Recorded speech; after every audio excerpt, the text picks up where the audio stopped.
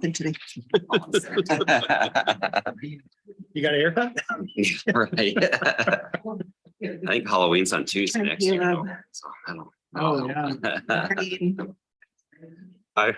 I woke up this morning to the weirdest Did you go trick or treating last night? nightmare Oh, yeah. dream. I had one kid I wasn't went feeling to the- good. Oh, no. Put on a Halloween party at the Rock Creek Lion. Last night, the other, there were two small ones. The one stayed home yesterday. Done that for Yeah. years. She goes, well, those Oh. kids. So then last scared night, you. the other little one got up and was up half asleep. You eat a lot of sugar. Yeah, that was a weird. No, one. I think they got a little cough and sniffles. And Must be the weather. Throwing everybody off. hopefully it don't run through everybody. It's just the season, right? Right.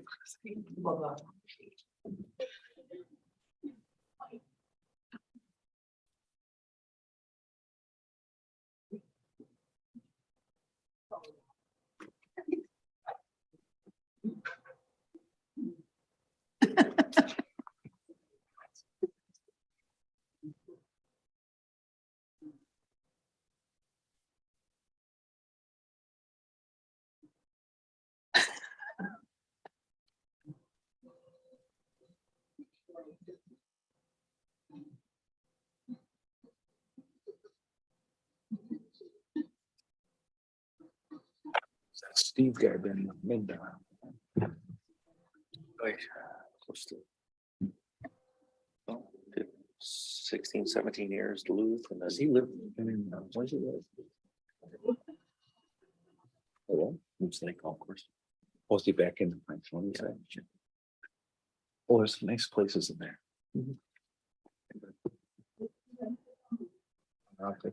Yeah. Kind of Golf, thin. was it? He can just step out and walk on it. Nights. He has a membership block. Oh, Well, that concrete tree was. that's where the golf course Yeah. and the windows. then. What did they have the trunk or treat? That's the one.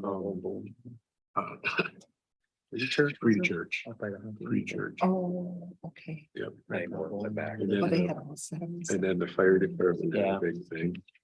Yeah. The natural act. Yeah. Oh, wow. We go Wednesday. In the Rock Creek Lion, we always do a thing, got all kinds of games and some golf. So my daughter took the kids to the senior citizen housing. They had Oh. a big thing for the kids and I thought, how sweet is that? Yeah. Someone visiting. Ashley Esposito said they had.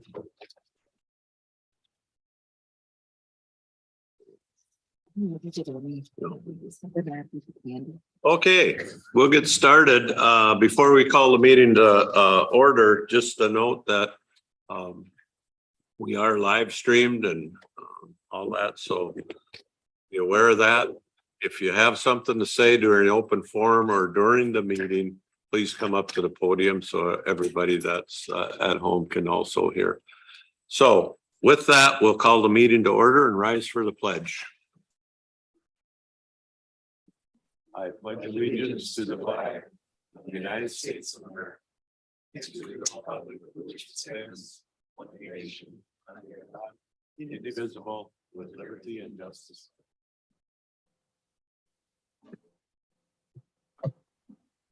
And welcome everyone to this wonderful day. Truly a blessing when it's the 1st of November and we have a day like this. It's time for public forum. If anybody wishes to speak, now is your time.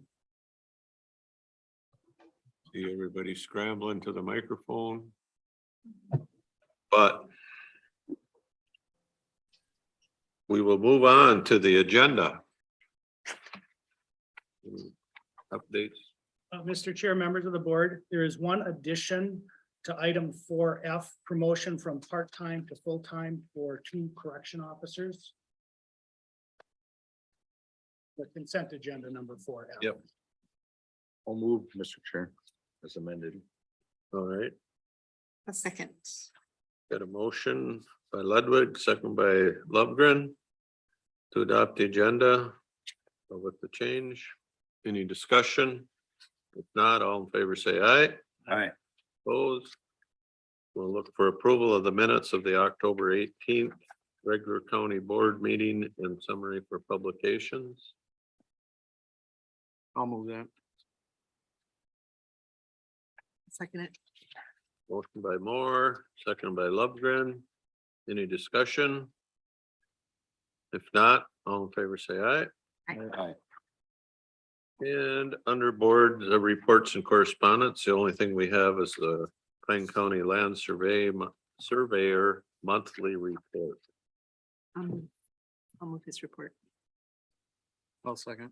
Motion by Lovegren, seconded by Moore. Any discussion? If not, all in favor, say aye. Aye. Opposed?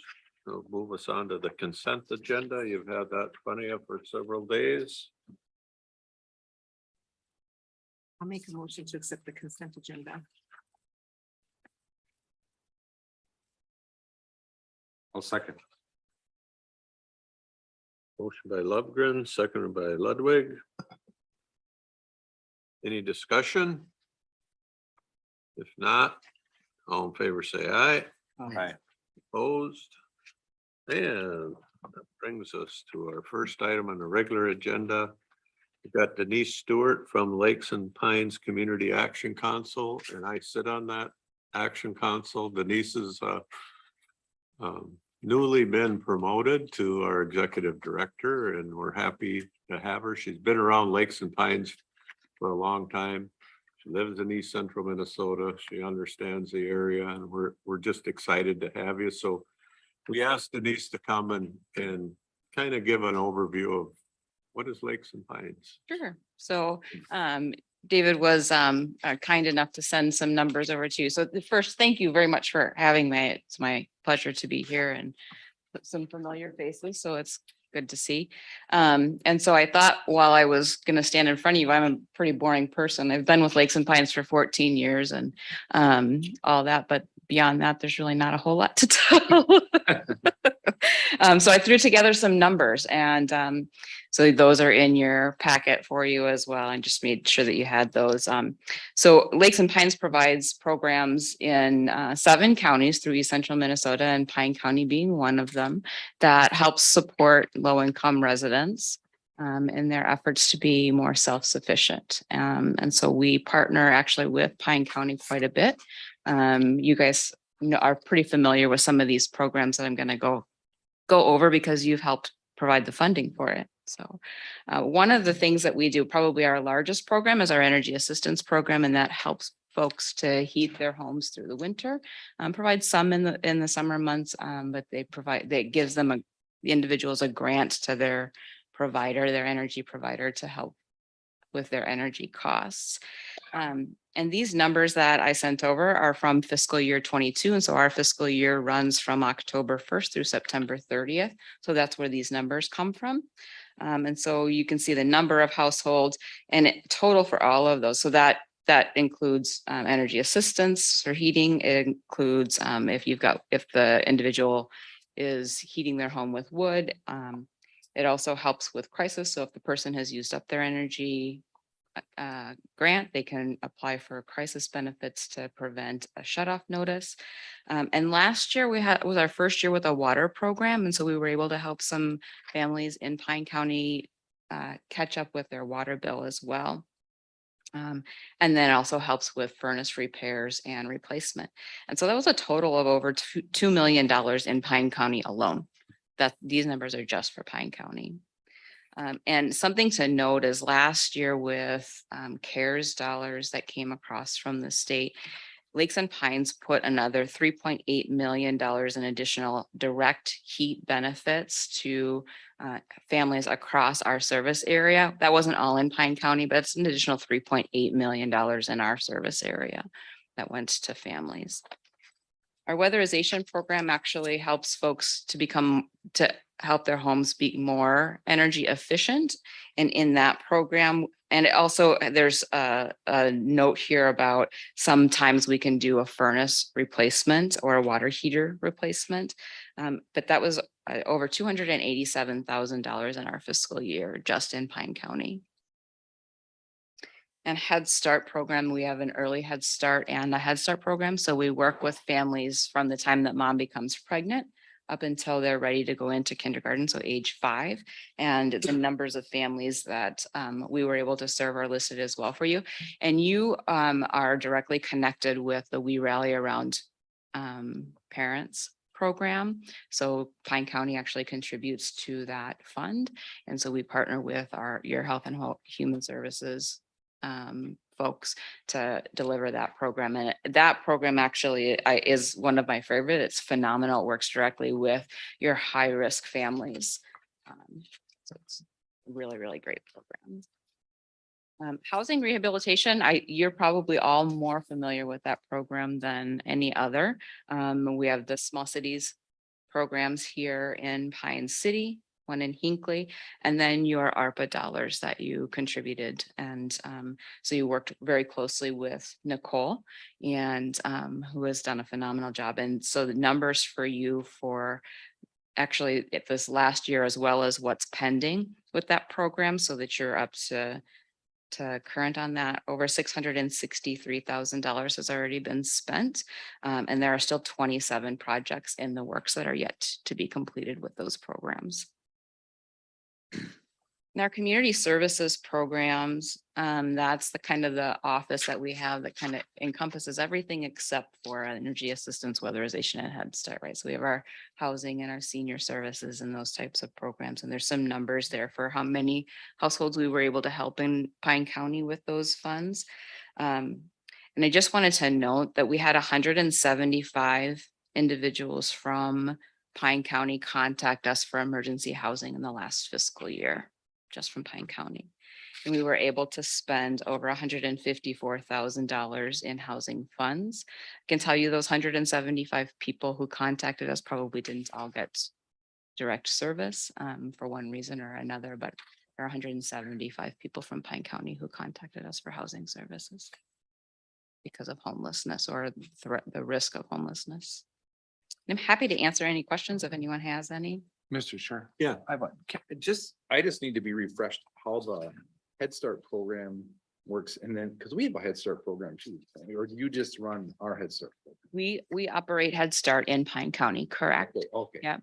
And we so don't operate a separate one. no, and we have a number of options in Pine County. So we have Child Care Center. We work with Pine Tech over at Pine Children's there. We have some in-home providers as well as home-based, where we would actually send our home visitors into the family's home and work one-on-one with the parents and their child. Thank you. Mhm.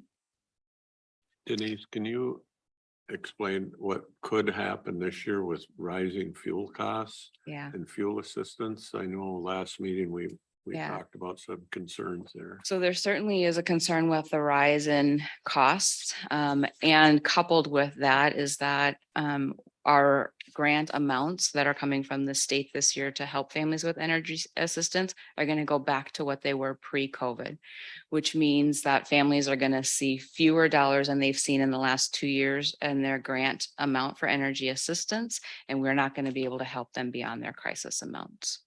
There won't be any additional funds. So, and it's going to be a big drop. Last year, they were able to receive quite a bit of funds, $2,000 to $3,000 just in crisis alone. And their regular grant benefits are going to drop down back to where they were before. Phones are gonna go crazy. Mhm. Yeah. And unfortunately, people aren't going to be prepared for it. Oh, it's a hard place to be. Yeah. Yeah. Thanks so much for coming Yeah. over. We appreciate what you guys do. I think it,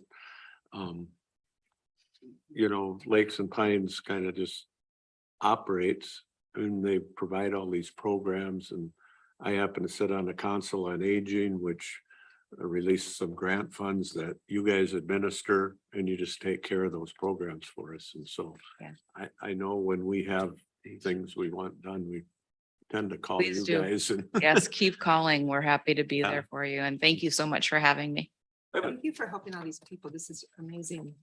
It's an eye opener seeing these numbers. Thank you. A couple of questions, Mr. Chair. Yep. How many employees are, At 110 right now. you have 110 employees? Mhm. I just had a question on your I guess I didn't realize on community service, you do deliveries. Yep, so we do grocery deliveries, yes. So how many, I mean, okay, who does a delivery? You must have like a delivery crew or something? Well, we don't have a crew, but we have volunteers Okay, who, okay, yep, okay. volunteers who deliver those groceries, yes. How often is your delivery and then how often is the shore service? Chore service unfortunately is one that is not currently funded. This was from last fiscal year. And so that unfortunately has not been refunded this year.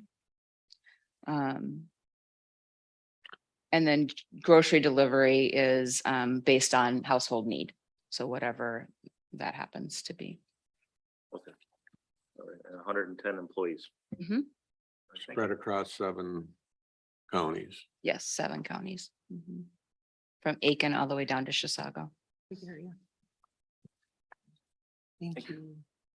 Thank you. Thanks, Denise. All right. We'll move on to Project Lifesaver. Sergeant Patrick Elstrom. Mr. Chair, members of the board, I'll start off with and what I want to point out on the Project Lifesaver project was it's a good example of how collaboration works here within the county as well. Becky with HHS kind of started this project up as an idea and it works really good for her team to how we structured it, her team to be able to tap into some funding for that. Her team to be able to develop the forms to sign people up to bring them into the project. And then for the sheriff's office to do kind of the boots on the ground side. And it's, I think, an exciting prospect of what services we can provide. So in a nutshell, and I'll let Sergeant Elstrom talk about some of the other details too. What Project Lifesaver is a, if you want to think of an animal tracking, if you've ever watched on Nature where they have the antenna and the transmitter and receiver. So people that are prone to wander, the 2 prime examples are elderly, Alzheimer's or dementia, where they just kind of get on a mission and take off from a house. And on the other side is kids on the autism spectrum that kind of tend to do the same thing. So with Project Lifesaver, we can have those people sign up for a transmitter. You'll see it here in a little bit, that is constantly putting out a signal, a radio frequency signal. So it's not a GPS, it's not dependent on getting a Wi-Fi signal or any of those kind of things. It is a stronger signal through interference buildings or tree cover or whatnot. So it's old school, but it's dependable in that. And then if they do take off or get misplaced, we can get there really quickly with our antennas, and it's very directional and we can get right to that person. So in a nutshell, that's kind of what it is for tracking somebody that is already signed up for the program, is already on board with the program. Couple benefits for everybody is obviously we can start finding that person quicker, but it also built into the system, there's a battery because it's constantly transmitting that needs to be checked on every 60 days. And that again will be the sheriff's office having that intentional contact with the family, developing that relationship with the family that may need our services later, developing that trust. And again, intentionally having a deputy stop out at a house that likes to see us is kind of a good thing too. So with that, obviously if Becky wants to add anything, but I'll let Sergeant Elstrom talk.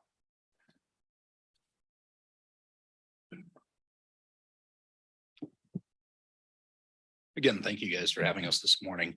To kind of frame this a little bit, the Alzheimer's Association estimates that there's 5.8 million Alzheimer's patients in the US currently. By the year 2050, they're estimating that's going to be at 14 million. That's currently 10% of the population of those that are 65 plus. Sorry, I'll stay a little closer to the mic here. Of that, 59% are going to wander. That's equates out to about 36,000 patients every year.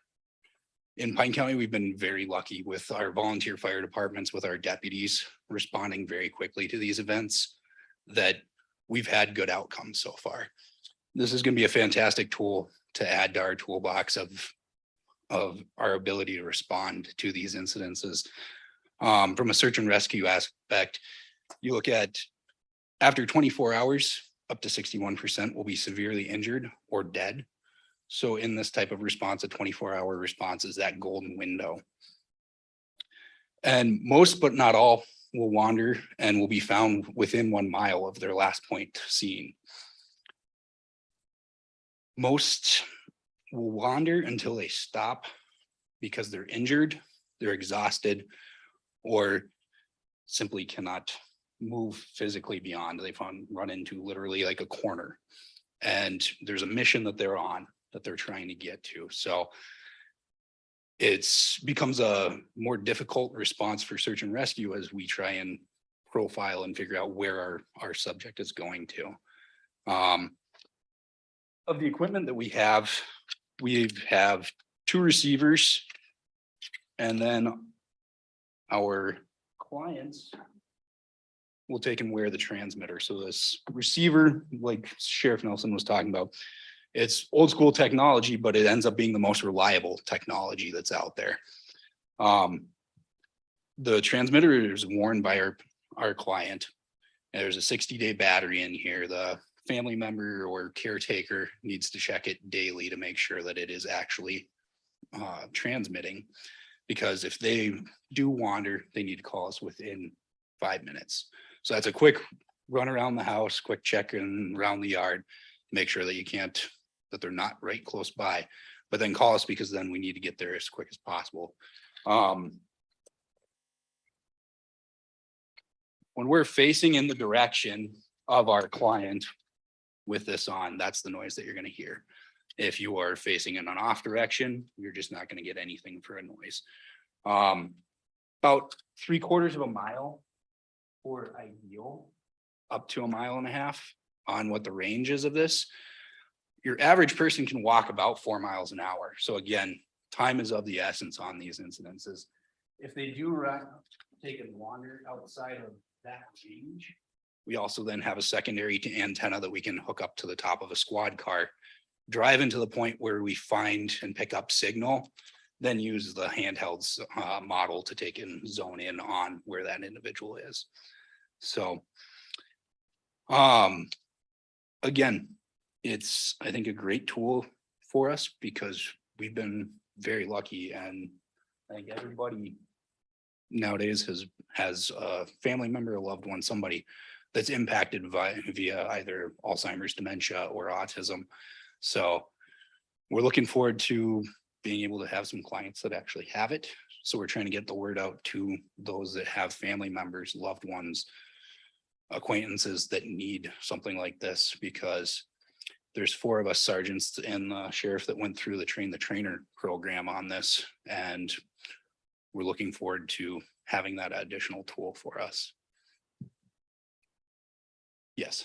So if we have a family member, do we just contact the sheriff's office to get one of those? If you contact the sheriff's office, we can get you in touch with the right people being Becky over here. Okay, I say if we know how to get a hold of her. so I say, I don't know if Becky wanted to say a little bit on the funding sign up side of things here. Will do. First of all, huge thanks to the Sheriff's Office and Sergeant Elstrom. They've done a great job getting trained. I really appreciate the collaboration, because I think this is an exciting program that can potentially save lives and prevent tragic outcomes. So it's just a great tool. I have HHS Officer Manager Cassandra Olson with me, and with her help, developed some brochures specific to Pine County, so people can get in touch with me. Ryan Findell was excellent and helpful in setting up an email account for Project Lifesaver, so people can email Project Lifesaver at co.pine. We also have brochures, and if you're interested in taking a brochure with you today, we can make that happen. And the reason why we're involved is just we have some funding. We can tap into different programs so that it doesn't have to be a financial barrier for anybody who is eligible and wants to sign up. Mr. Yeah, So is it a permanent attachment once it's on, or can they take it off?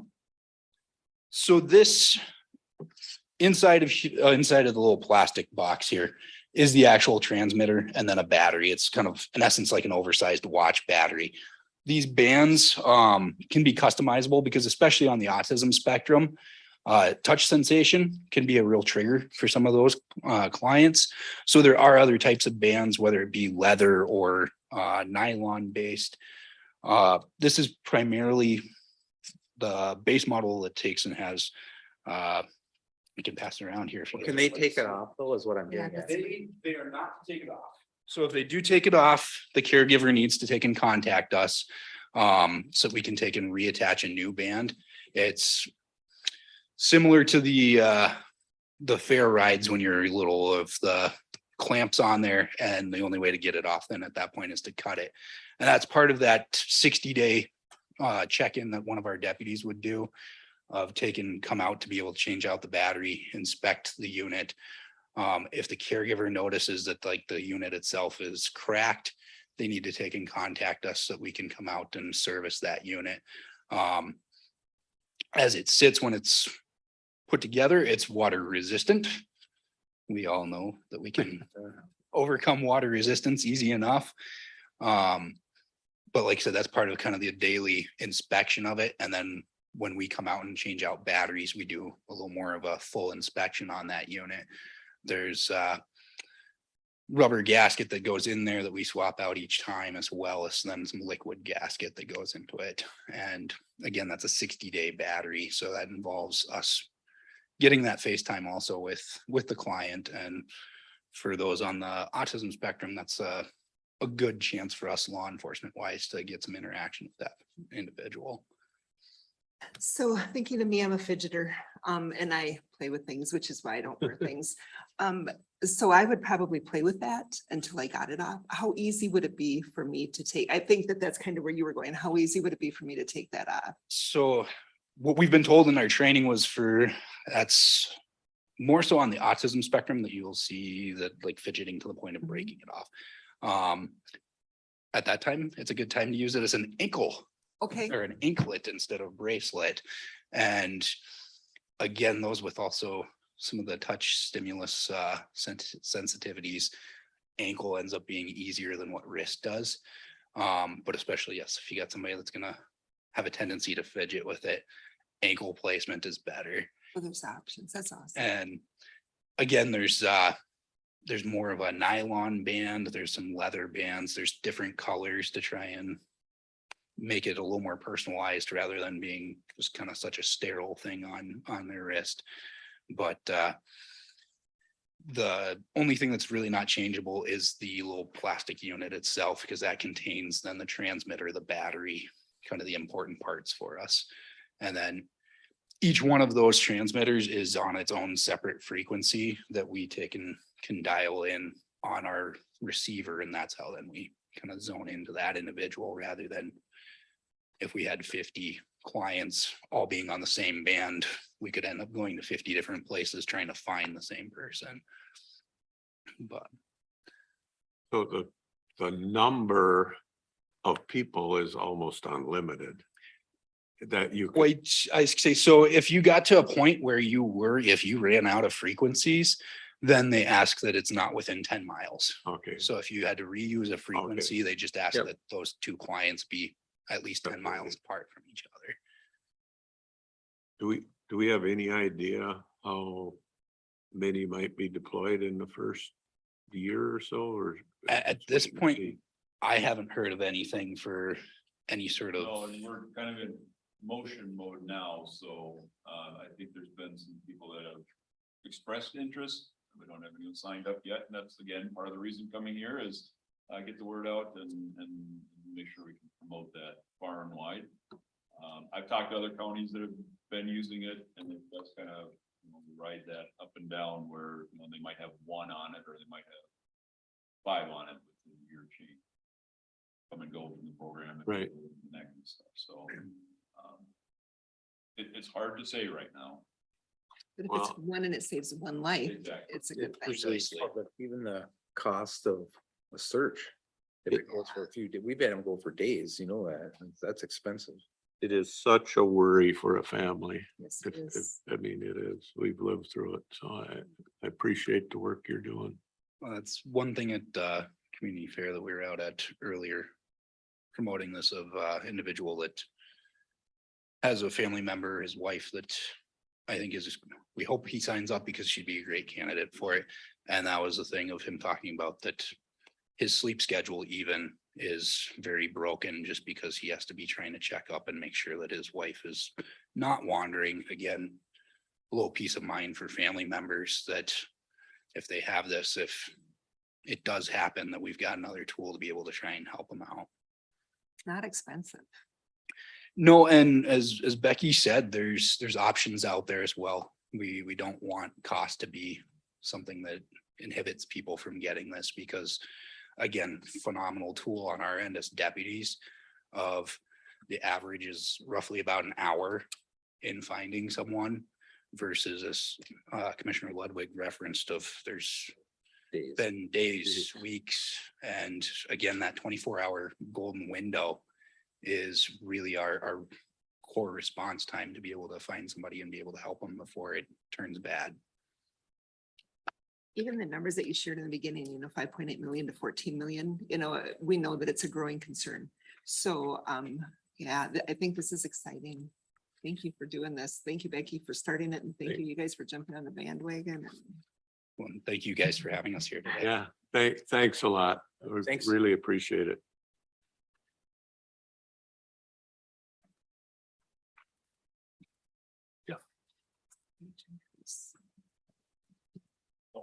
I thought that was.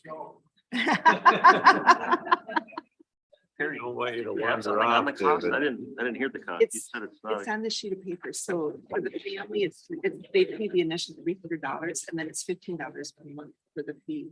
I got a lady in our neighborhood that wandered off in a, some, autistic person, Oh, this would be fun. which made the project, okay, got it. And if Thank anyone you. wants to have a family come talk to us about it, we'll gladly. Thank you. do demos, and if Thank you you. guys want a more in-depth demo, we can do that. Yes. Thank you.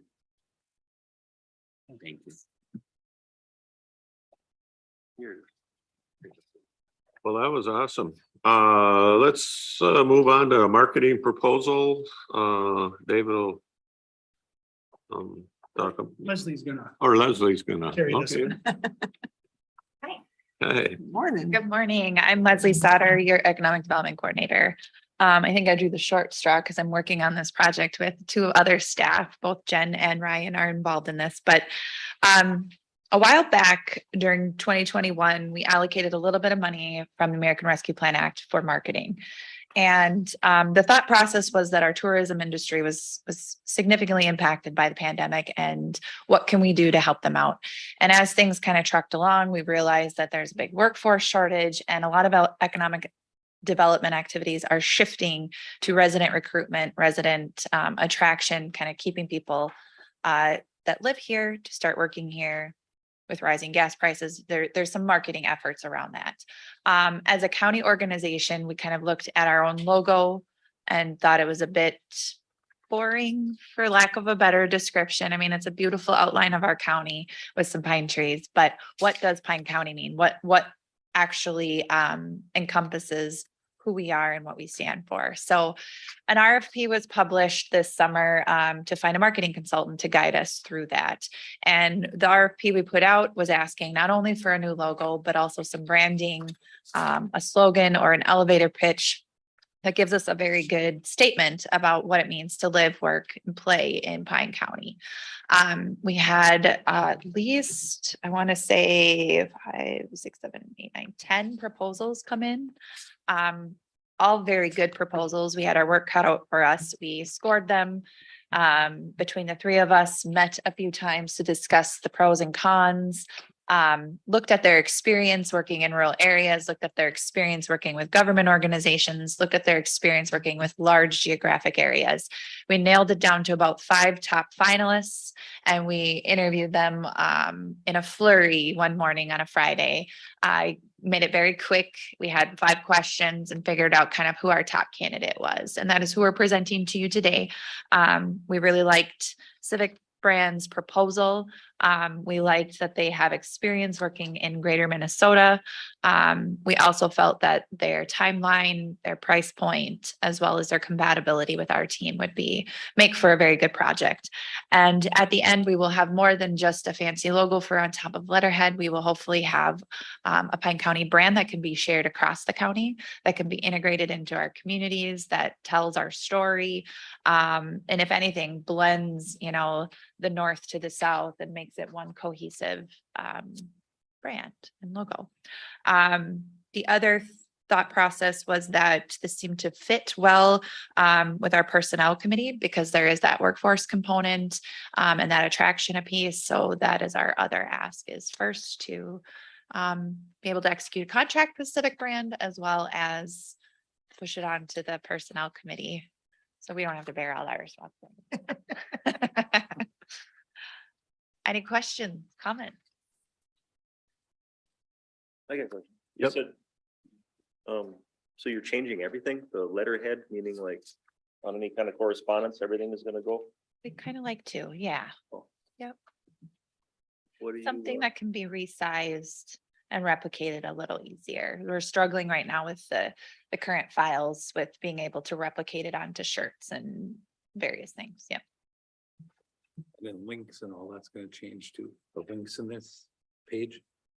The links. Yeah, is it gonna be on the home page in the county then, or how's that? Yeah, so our website was updated a few years ago. We get another kind of revamp where we can, just basically tweak it, and we'll have a new template. But yes, we would integrate this new logo and the branding into that website revamp, because it's free. So we're kind of trying to meld these together so that as this new logo and brand comes forward, we can blend it into the website and kind of put our best foot forward. So I had only been here for a very short time when we got this logo. That was a long time ago. Long time ago. So it's good to see that it's getting updated and made more current for the times. Yeah. We need to go And from my perspective, like, I'd go to other county pages which share some characteristics. So like Otter Tail County, they've done this, and, Find Your Inner Otter is kind of their thing, and how they play on that tourism thing. We don't necessarily want to copy them, but that is what we struggle with internally here, is like, who are we? I mean, we say Pine County, we throw a couple pine trees on it, but that doesn't talk about our culture, it doesn't talk about what we're trying to do here. So that's that next step is, I know we also played around with creating a new logo on our own and just couldn't quite get there to encapsulate what our community stands for and what our logo should be. so wide. Yeah. It's a lot of work. Yeah.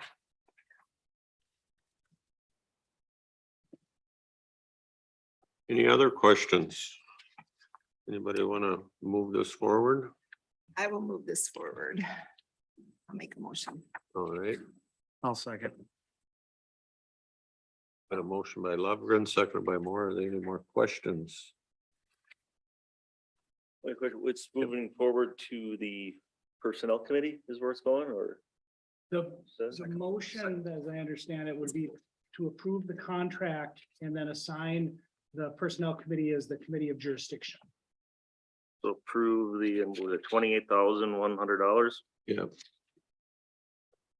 That's the motion.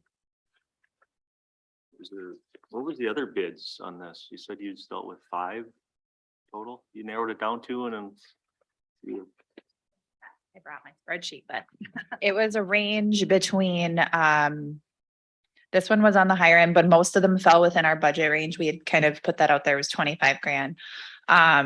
25,000 plus travel. Like, I did the math here. I want to say that one was about 25.5, somewhere 27.9, 14.9, 25, 23.7, 24.5. It was a pretty much, they're all within a few $100s of each other. except the 14,100 one. And that one was a much smaller firm that we didn't feel had the experience working with government organizations or a large geographic region in order to get this project done. But it was one of our top 5 finalists that we interviewed. Thank you. Any other questions? If not, All in favor, say aye. Aye. Opposed? I oppose. And then it will go to the personnel committee there'll be the working committee on that. Storm damage tax relief reimbursement.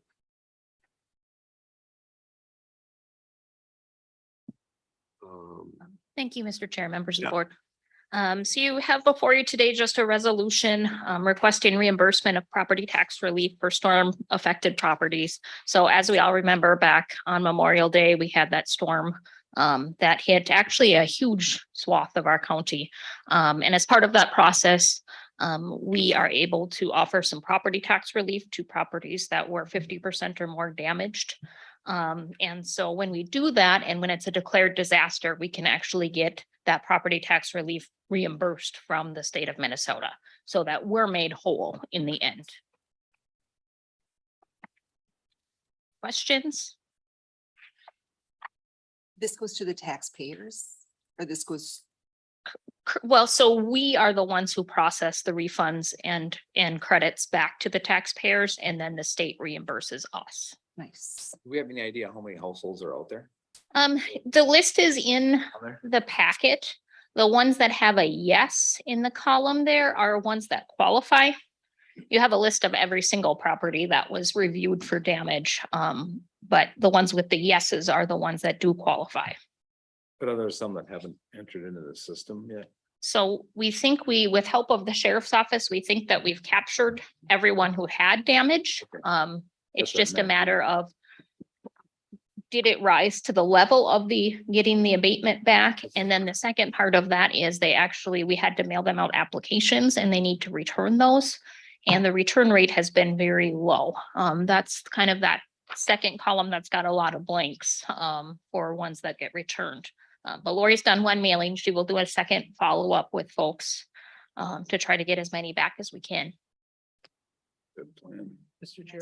Yeah. It might just be helpful for a little more framework that ordinarily, if someone has, say, a fire at their house, you're familiar, you'll say Yeah, that right. a disaster abatement.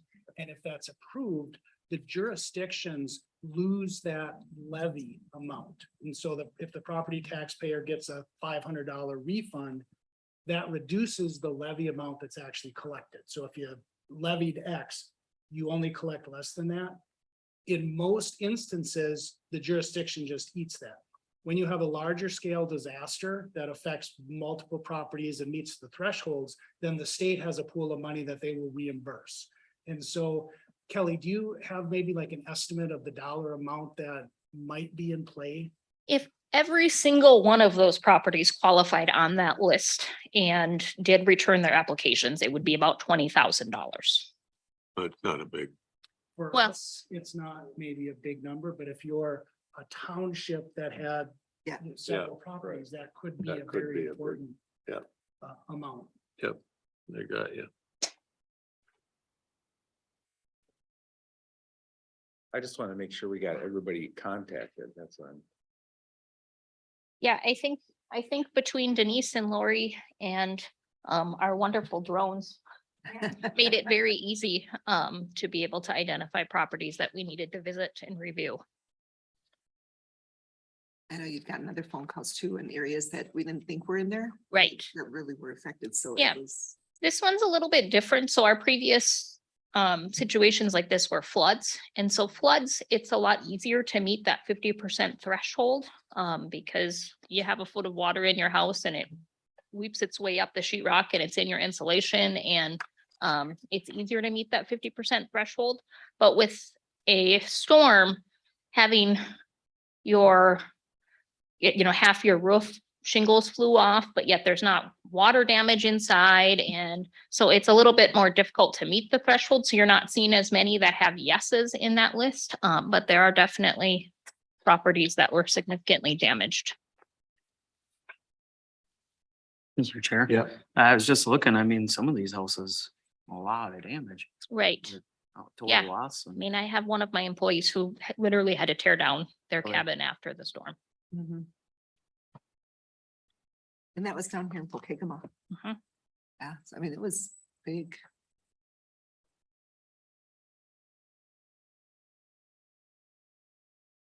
So, I'll We- move that okay, resolution 2022-54. I'll second. motion by Ludwig, second by Waldham. Any discussion? Questions? If not, all in favor, say aye. Aye. Opposed? And now we're going to hear about the Snake River Comprehensive Watershed Management Plan submission. Caleb. Good morning, Morning. Mr. Chair, members of the board. I'm Caleb Anderson, the Land and Resources Manager, for Pine County. So we are nearing the end of the Snake River Comprehensive Watershed Management Plan. We had a final draft that came before several of the boards that participate in the watershed planning. You all reviewed that on October 18th. And I believe 5 of the 8 participating entities, counties and SWCDs, did approve that language. But then there was a committee meeting of the policy committee where there was a vote to make some more edits, particularly regarding the acknowledgement of the Mille Lacs Band of Ojibwe within the plan. So there was a formal motion and a change to the language that was provided in the staff report. It basically comes down to there were 2 sentences and now there are 1, and that one's been edited. But there's clearly there's a lawsuit in one of the counties related to land ownership, and there's just some sensitivity to the whole thing. So we have a revised plan with only 2 sentences changed that we are asking for you to consider approval of, submission to Bowser. So then Bowser will review the plan and approve or provide comments of denial. And the issue stems from the fact that in our initial draft, Bowser had said that the lack of language about Mille Lacs Band of Ojibwe did not meet statutory requirements for the plan. So that's why it did kind of really get amplified within our discussions. But at that time, didn't they have it as tribal land also? Yeah, They did. So, I mean, there's still a good chance that Bowser's going to come back and say no. that is possible. So essentially, they don't want to acknowledge that certain members don't want to acknowledge that the Mille Lacs Band owns property in watershed. Well, if you look at the language, they do acknowledge it in the single sentence that they've approved. So I guess, but we had the conversation about, we don't know for sure whether this will meet statutory requirements in Bowser's opinion or not, but we'll just have to ride the wave and see if we can get to the goal line.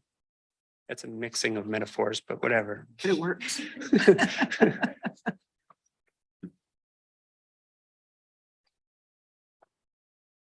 Do we need to talk about this organizational? And also, Sure. Yes. So one of the conversations that I think the last page of the agenda request I submitted provides some different options for our joint powers entity, which the policy committee hasn't voted on yet. There's been conversation about who should get to decide on implementation decisions of the plan. So we can finish this plan, and then we're given biannual funding from the state to actually implement the plan. And we'll have to have a joint powers agreement, and where we'll decide on what projects get funded and which ones are not. And there's been some discussion about who should get a say in that. This board basically brought the position that we believe SWCDs should have a voice and a vote at the table. And that's the issue. There are some county commissioners who have expressed that just the counties should be able to vote on that. The policy from Bowser is that SWCDs are basically have equal rights to the funding, and therefore would have equal say in it unless we voted locally to do it differently. So I guess, in my opinion, if we kind of need to play it out a little bit and see where the policy committee, let the policy committee wrestle with that a little bit as to where they're going to land. unless David, if you had any other. Well, I mean, I keep thinking about this. Soil and water boards are elected. Their whole job is to protect our soil and water. Why would we try to exclude them from something that's trying to save our water? I mean, I think that's my position, and I have a hard time being convinced that that's not the direction we should continue to look towards. They did kind of do a poll at the meeting, and that's what I stated was that that's where our board was at, was that we wanted all 8 or possibly the 9, but not just the 4 voting members, so. Yeah. I think this board has given direction that the preference is for SWCs, these to be voting members in policy committee. I think every other watershed plan has SWCBs as voting members, so that would be standard. Terry, you raised the question about the 9th member, and I think that's worth acknowledging. And I don't think the Snake River group has discussed that, but just thinking about this, it seems the Snake River Watershed Management Board, the 4 counties, does not have an interest that's separate from each county that's a member of the board, right? So to have a 9th member seems like you're then giving an extra vote to the one lucky county, right? So it just didn't make sense to me, but that's, obviously something policymakers can consider. Well, that's part of number 1. So. Yeah, Maybe the other piece of information that is relevant is the soil and water conservation districts at the last Snake River meeting were clear that they didn't think they were going to participate if they weren't voting members. And they will be billing us for absolutely everything. Yeah, which they should. yeah. I mean, I Is, don't get it. They're elected. isn't it part of the state law that they have to be or not? Yes, so Bowser has said they'll only provide that implementation funding if they're confident that the partnership will be successful in executing the plan. So they would entertain the concept if we had subcontracts with the SWCDs, but if that was absent, so, and then the SWCDs would need to consent to that. So if that was absent and it was just counties trying to implement a watershed plan, that Bowser will likely say, you guys don't do this type of work. Why? We're not gonna Who does put the this job? money into this. I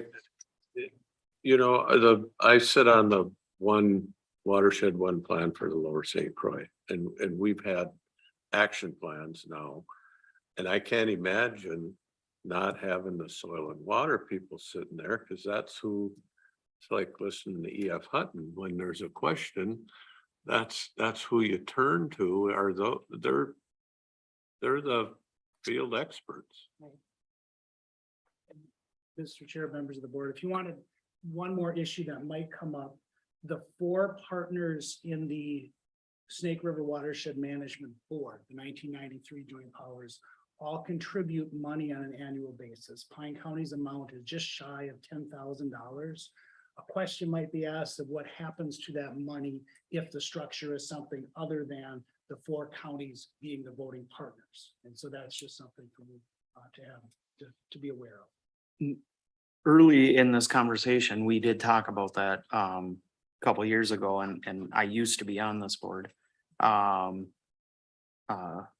Fortunate Terry took it over and jumped in there, but I had no idea this was gonna happen, so I apologize.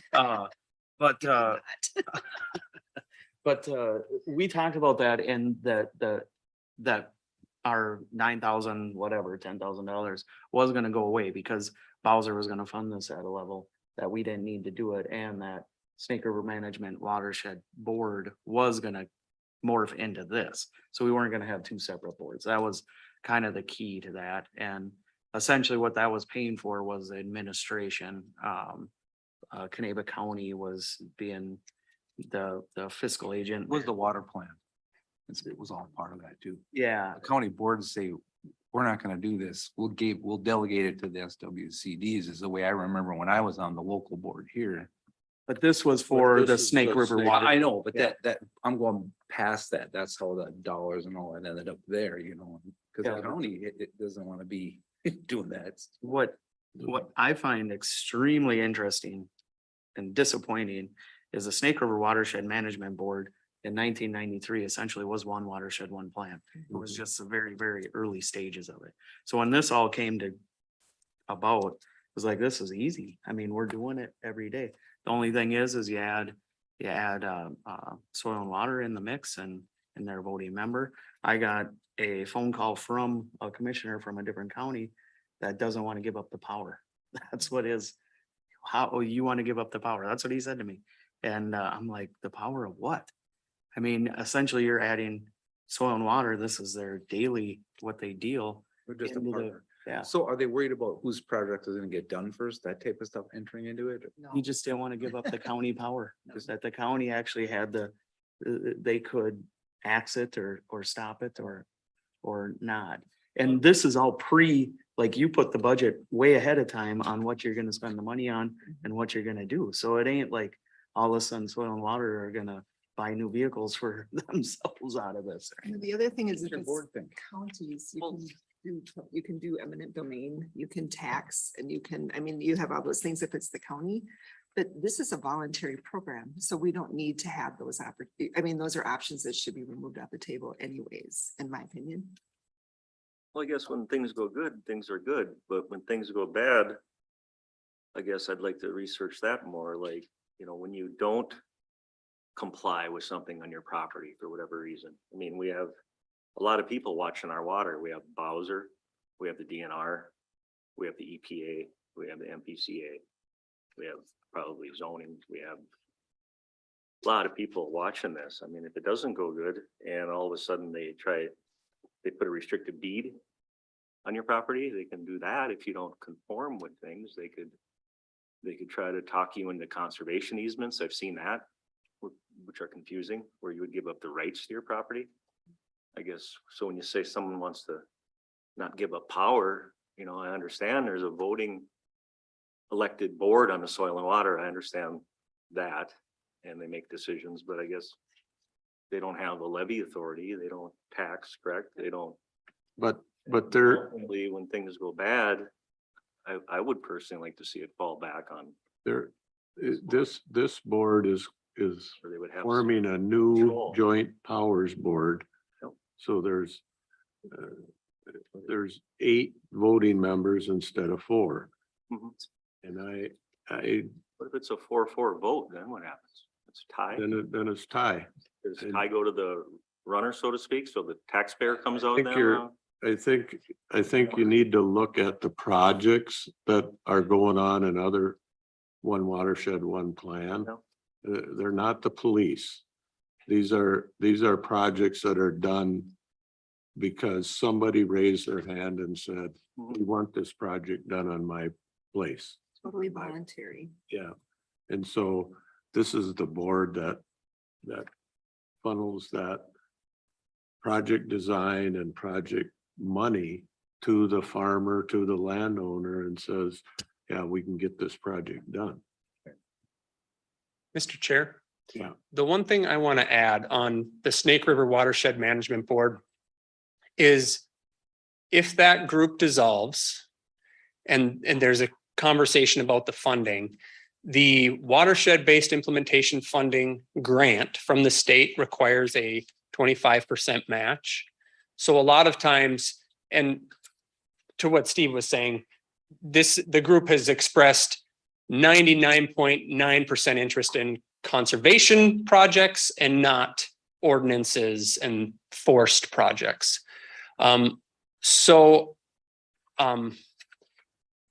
If with the 25% match requirement, we have identified some projects like wetland restorations. You know, some of these farms in our communities where the back 40 or the back 80 has a big wetland that someone dug a ditch through, and that ditch leads straight to Mission Creek or Pokegama Creek, and they're not farming it because it never dried up anyway. There's a huge water storage potential on those projects that you can't put into a wetland bank. It doesn't benefit your farm to restore that wetland and slow the water down on that back piece of land. And that's one area that I feel like there'd be huge gains for Pokegama Lake, that landowners are not going to have a lot of financial interest in providing match on. So I think there could be a case made for some local funds still being provided for match in larger projects that the landowner cannot, pony up the money. Just something to think about as you weigh through those decisions. But I would like to know which one of these numbers this board leans towards. So that I can represent us when we go to the meeting. I didn't even hear your question. Sorry. Which one of these you think would be better? Well, if I'm understanding it, Terry, I think one is where I'm at. That's the is that what they're saying? It would be a soil and water and county makeup? That's kind of how I've understood the board's position from our previous discussions. And it's been a little bit of a difficult thing to think about, where really the whole policy committee, including SWCDs don't have a vote on what happens to the Snake River Watershed Management Board. They're not a party to that joint powers agreement, but they are a part of this policy committee and, an equal voting member on how are we going to spend watershed based implementation funds. So under item 1, it already appears there would be a majority vote based on everybody, all of the members have spoke to their boards, and there's 5 that agree that it should be a combination. So I guess if there are counties that don't agree with that, either they would not have to join the joint powers agreement, or if the SWCDs really wanted to delegate all the authority to the counties, they could do that under number 3. And then if we just can't get along at all, then I guess the counties would not even have to participate in the watershed-based implementation funds as demonstrated in number 4. Caleb, it's my understanding that if the soil and water conservation districts are not active participants in the process, that Bowser then would not think that we are following the requirements to the one watershed, one plan. Correct. Is the converse? Do counties have that same role? If a county elected not to participate, what is that impact on Bowser's perspective? We've not heard that they wouldn't approve that, but it's a good question. But we've had other counties that have decided not to be part of it. So we have Isanti and Chisago that never did go on to the plan. But they're in parts of other watersheds. Right. Like Sandy's in the Rum River and they're in the lower St. Croix. But they chose not to be a part of this one. Yeah, because of their small. Right.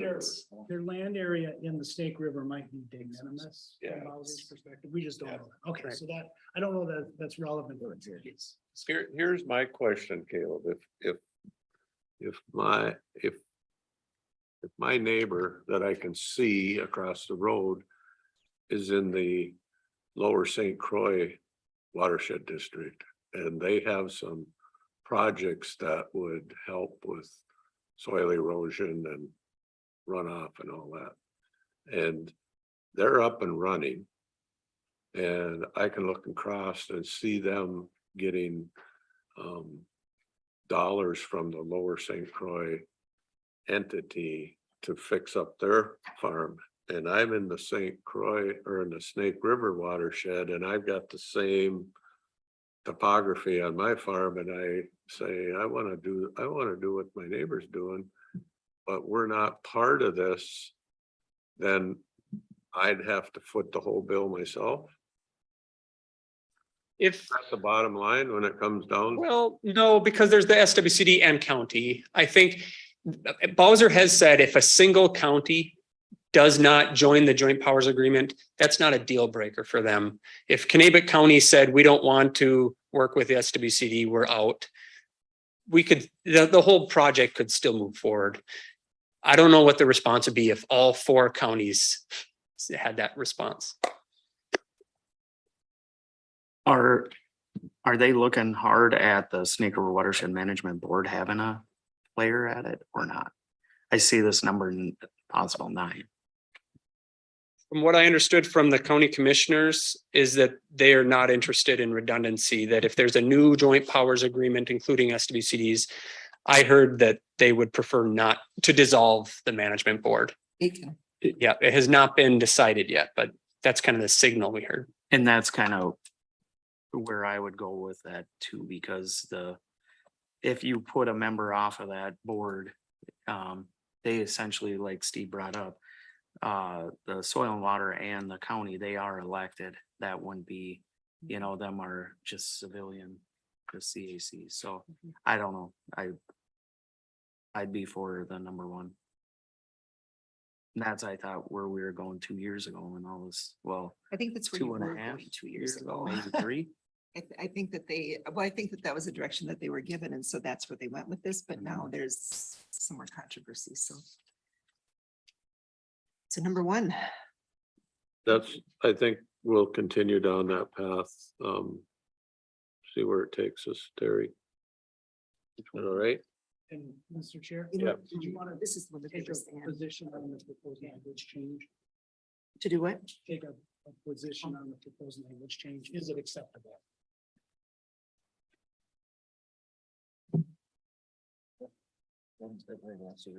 Well, I voted no on this one.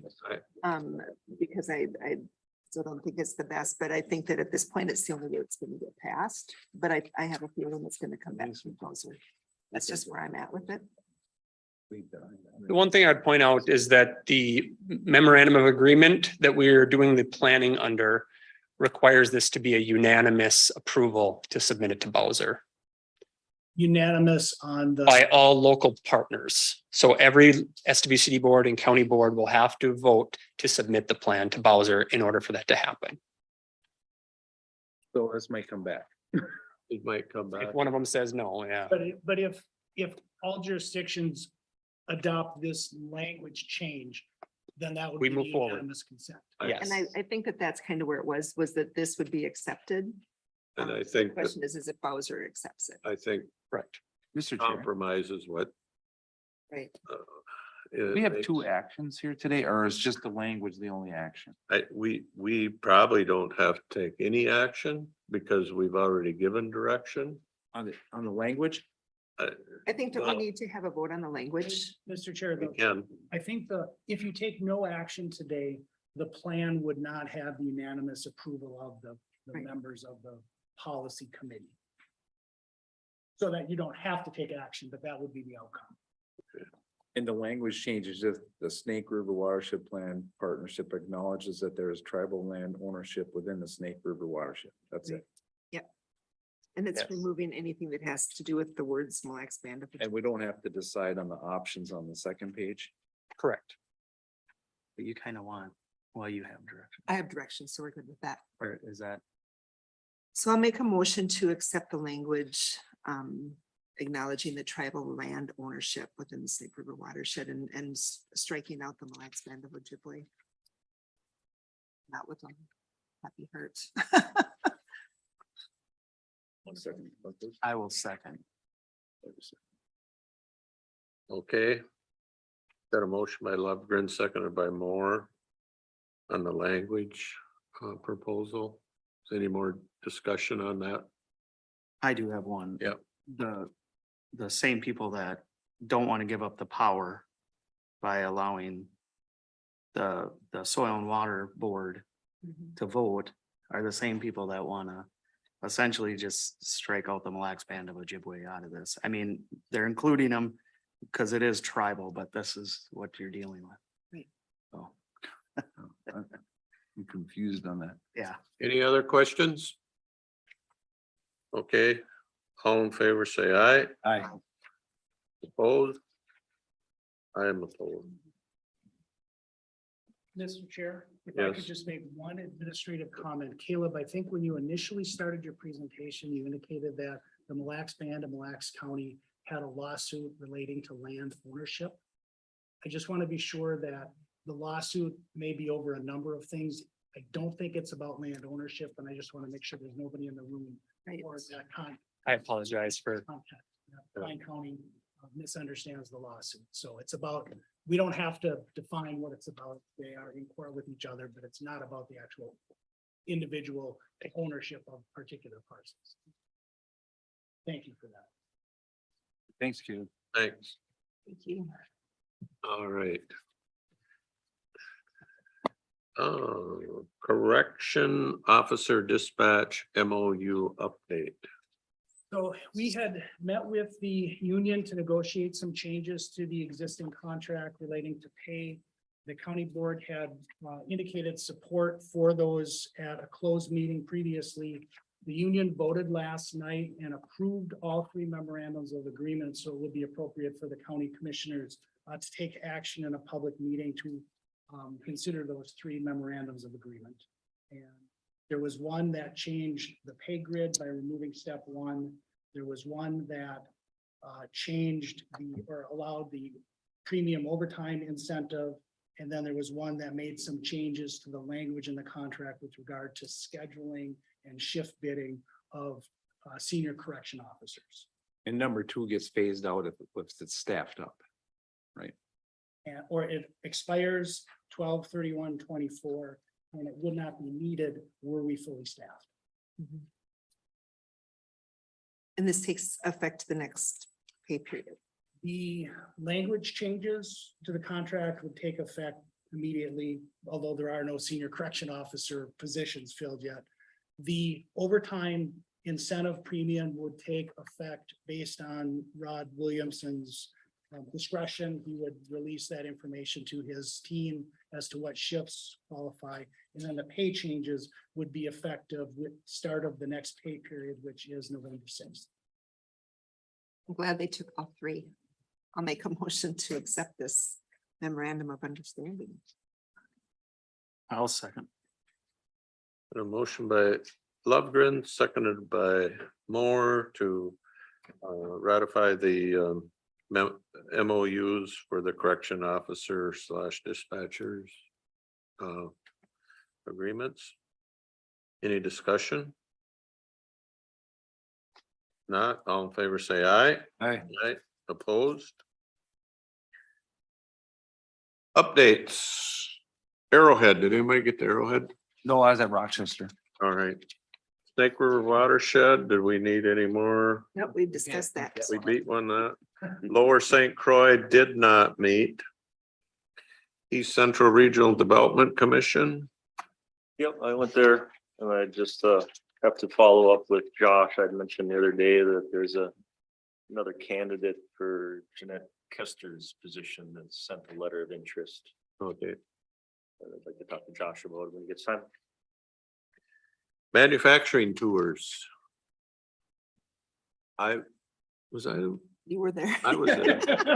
I was looking down here to see who else was there, but I was there. I know I was there, and it was one of the most awesome days I've had in a long time. If you folks have a chance to go over in the Pine City Little Industrial Park and take a look at what we have going on, David was there. Not we, they. I got to go to two facilities. Advanced Design and DECA, and I promised myself I'll get back to Ascot. But the light bulbs came on in a lot of kids' heads. So they have some awesome equipment. They're doing some really awesome automation and one of a kind type things. They're top notch. It's something you see on Modern Marvels. We got Modern Marvels going on right across the street here. It's awesome. So can I add to that? Yeah. On Facebook, then a mom put a thing on there and it was her son holding a Pine Technical flyer thing. And she said, I'm so excited he's going. And I said, is he taking the county scholarship? And she said, if it goes through, and I'm like, just sit back and breathe. You've got really good people working on this, but just to see the excitement in that young man's face, because he did this, he went through this manufacturing day and got all excited. And yeah, so I mean, it's gonna be blessing people. I think the highlight for my day was talking to a mother, Mhm. probably my daughter's age. I don't know how old she was, Cass's age or whatever, it doesn't matter. But she had been a stay-at-home mom for many years. Her kids got to be in high school and decided to go back into the workforce, and thought she saw some brochure and went to welding through the Work Fast program, and then took the whole welding course because it was so cool. And I said, well, did you weld? I never seen a welder weld in my life, she goes.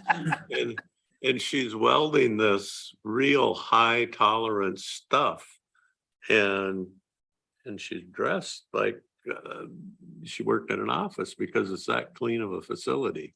And she's from Hinckley. She's got 2 sons. One's signing up for Pine Tech next year, and their whole family is excited about the thing. And the people that own those businesses are excited for what they see going on with workforce people.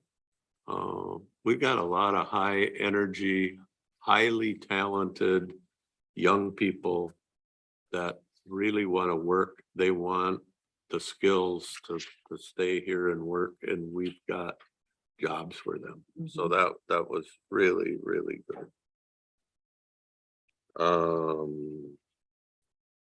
You got anything to add, David? There were 125 students from all 4 high schools that went through that.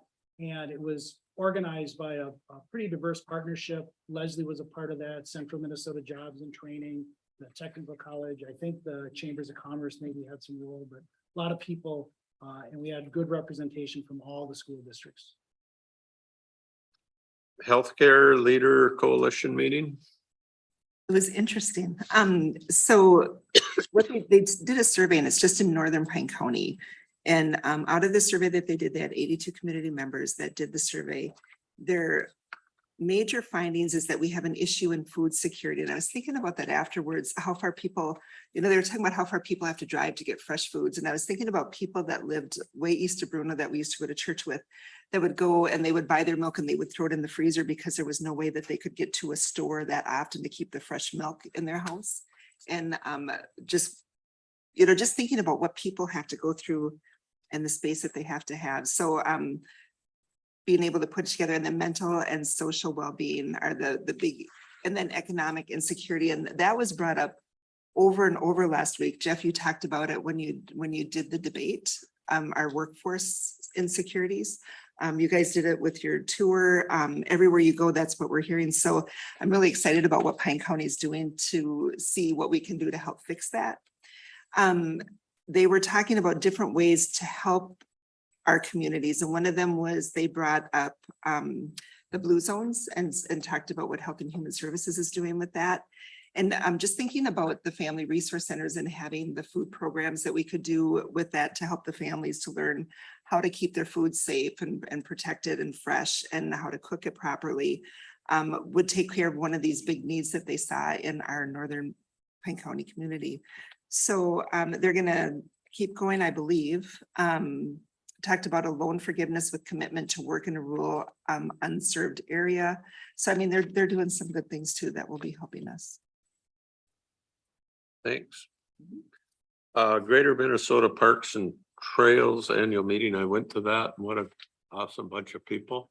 They had a really good presentation by a forester from the city of Rochester. So here's what I was taken with.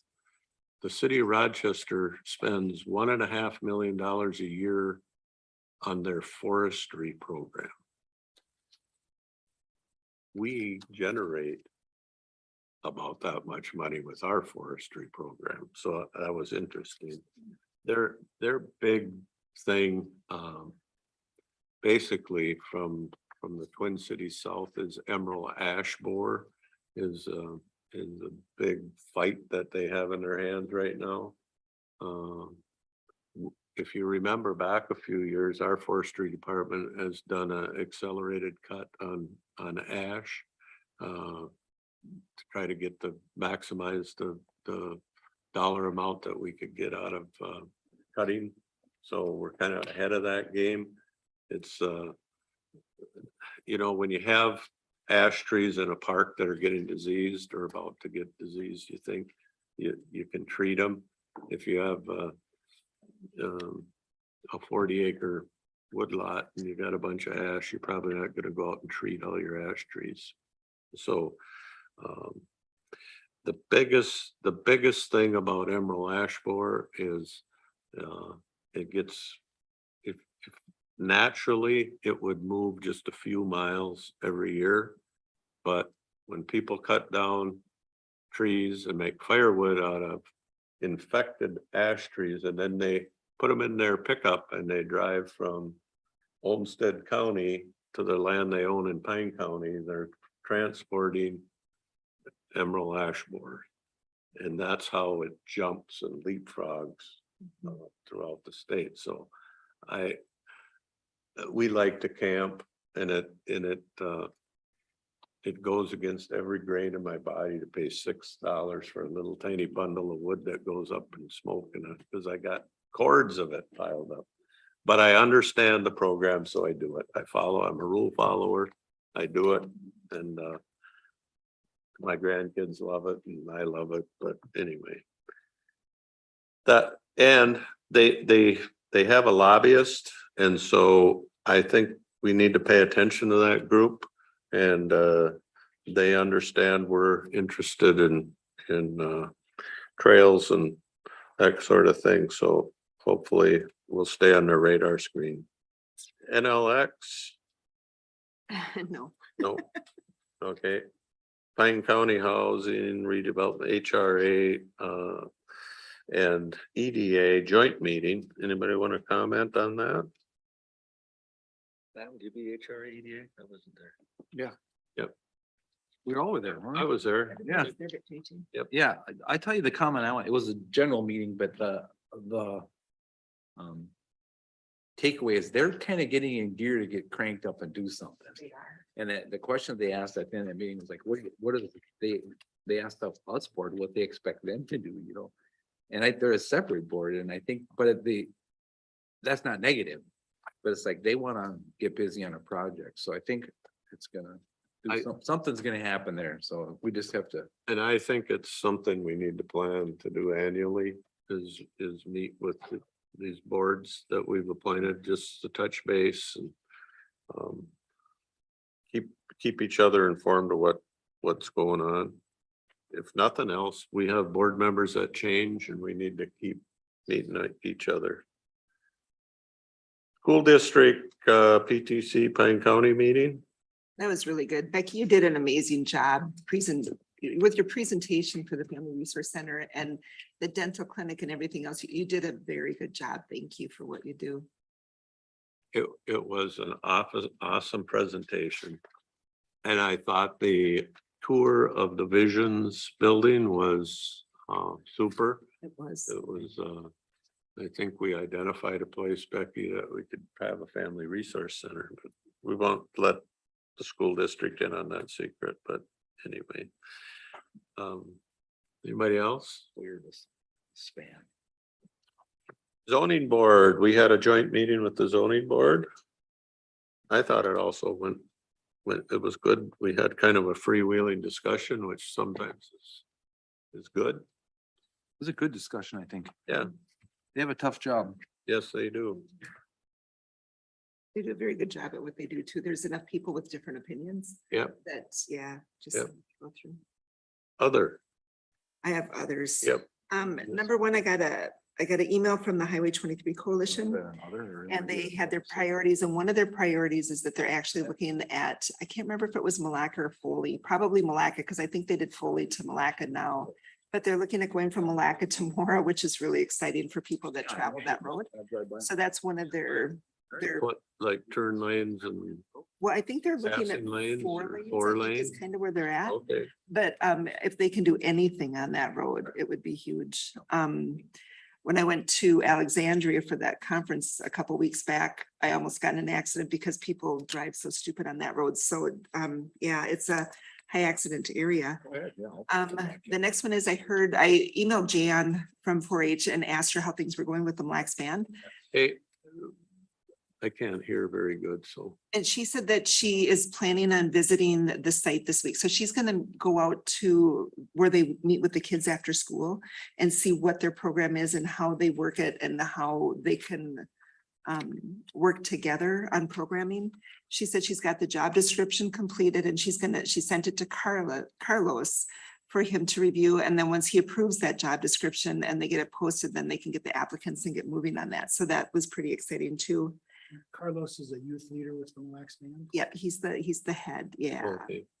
And then I did the childcare meeting with Leslie and we came up with our top 3 priorities within this group. And one of them is to local funds and for renovations. So just coming up with some local money to help these places so that they can get started. And then startup grants for people who want to start daycare centers or homes. And then one of them talked about a recognition dinner because our childcare workers childcare providers are kind of isolated. You know, they see a lot of kids, but they don't see a lot of people, and just to know that they're appreciated. So that was another thing that was put out there. And then scholarships, lost wages, career fairs, exploring how community could best utilize the childcare when I can't read my writing, sorry. But it was a good meeting. And then next week our next meeting will be hitting the ground a little bit harder running. And I have one more. Yep. We have some exceptional public health employees. And we recognized Sam Lowe here before for what she did, especially through COVID and how she really had to step up. I don't think it's probably what she wanted to do because she had so many other things to do, but she really did step up. And so she received a letter from the local Public Health Association of Minnesota stating that it's their pleasure to inform her that she has been selected as the recipient of the 2022 Local Public Health Association Emerging Leader Award. So that's huge. That's huge. And so she is going to be presented the award on November 14th at a conference. It's the Local Public Health Association conference in Alexandria. And she's going to have some other employees that are going to be going there with her. So she'll have some support, but it's exciting. It says the annual report recognizes emerging local public health leaders who go above and beyond to move public health forward. So that is our employee. So Sam, if you're online, good job. Good job, Sam. Any other? I guess I'd like to just Yeah. say quick, Friday night, Pine Tech had their donor appreciation. I went, Steve went, Reese was there too. It was just really cool. I started going, Who won a prize? no comment. What'd you get, Josh? My wife was so embarrassed because we kept Didn't winning. Win a prize. It's like she wanted to hand them back to people, but, so anyways, though, I started going last year. It's really good to see, they have, kids that have received scholarships and stuff speak and everything like that. So it's a really good event. If you guys get a chance, I'll buy your tickets for you next year, so. Because they're free. No, because apparently I'm lucky, so. And the ones Josh doesn't buy, I'll buy it, but.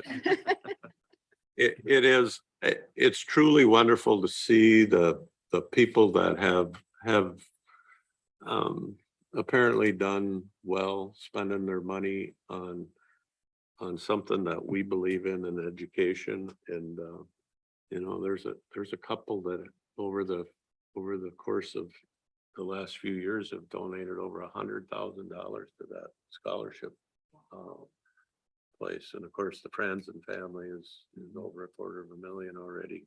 But there's a lot of people that give every year $500, $1,000, and that's what keeps that foundation going. And so it's a pretty wonderful thing. Pine Tech is a unique in probably the whole country in the fact that it's one of the only post-secondary institutions in the Midwest that has had an increase in enrollment throughout the last 5 years. And the demographics would go against that because we have some of the highest numbers of free and reduced lunch count families in the state of Minnesota, and yet we're getting these are a lot of first generation post-secondary kids going to school, and they're getting trades. They're getting the instructor actually from the cybersecurity course said he got a call from a student that previous week that's got offered $155,000 a year job for that cybersecurity certificates, bunch of certificates that he has. So anyway, it's pretty exciting stuff that's going on up there. You know, that school has changed so much in the past, It is. you know, from what it was when I moved up here to what Yep. it is today. To take a tour of that was amazing, That's pretty awesome. pretty eye-opening. One of the big things they talk about is like the Pine College County Initiative and the Franzen. It isn't a ton of money. And it isn't impact like money wise, dollar wise. It doesn't cost a lot to get the person over to its last dollar funding. So it really doesn't cost a lot, but it gets the people in the door that didn't think it was possible. Mhm. And they said, you know, for a few $1,000 per kid, sometimes $100, a couple $100, that was their barrier that they didn't think they could go to college or not. Right. And then it gets them into that setting to see if it's something they can do, and it's been extremely successful. So And I think their eye is on the end result. Is that kid gonna get a job? Or is there a job for that student? And that's the exciting part, because yes, there are jobs. There, if you go through the machine tool technology program, you're gonna get a job. It's gonna be a good job. And what I saw, it's not like the machine shops of the 70s that I grew up Mhm. seeing. Right. They're really nice. This could be a machine shop right here. They're nice. So anyway. Any other business? We've got meetings, galore coming up. David put us through the paces in the last couple of weeks, so. Mr. Chair, just to note, the agenda upcoming meeting shows facility committee meeting tomorrow. There is no facility committee meeting tomorrow. The next one is December 7th. I have something under public safety committee, whenever this is probably of greater importance, and then maybe Jeff would even get involved there. After that storm, through the Hinckley area there's a bunch of trees. I noticed that had just been basically trimmed and cut and left at windshield level in the road right away, in the ditch, the inslope, back slope. If somebody were to go off the road, that could become impaled in the windshield. I think it's something that maybe somebody, maybe even Dave or somebody could look at drafting a letter to the Is that on- DOT. Is that on I-35. on the 35? But I mean, you guys will be responding to it, unfortunately, if something happens. I just see the emphasis on the guardrails you're putting in, and if a logger had an accident and lost his load, I know it would have been cleaned up immediately. You can't leave stuff lay like that, to Yeah, there's a compare it couple to something. times. It's bad. If somebody went off, it'd be a tragedy. So I guess if somebody could act on it and contact the DOT, and I mean, it's been since June. Yeah, those kind of things are pretty easy. Yeah, they should. Get a hold of our county engineer and he calls the district engineer. Yeah, I seen it again. If you go off the road here and they get it right about right here, so. That stretching right around Hinckley there, where all the damage was. That was for public safety. Thank you. Any other items? If not, we'll declare the meeting adjourned. Thank you, folks. Thank you.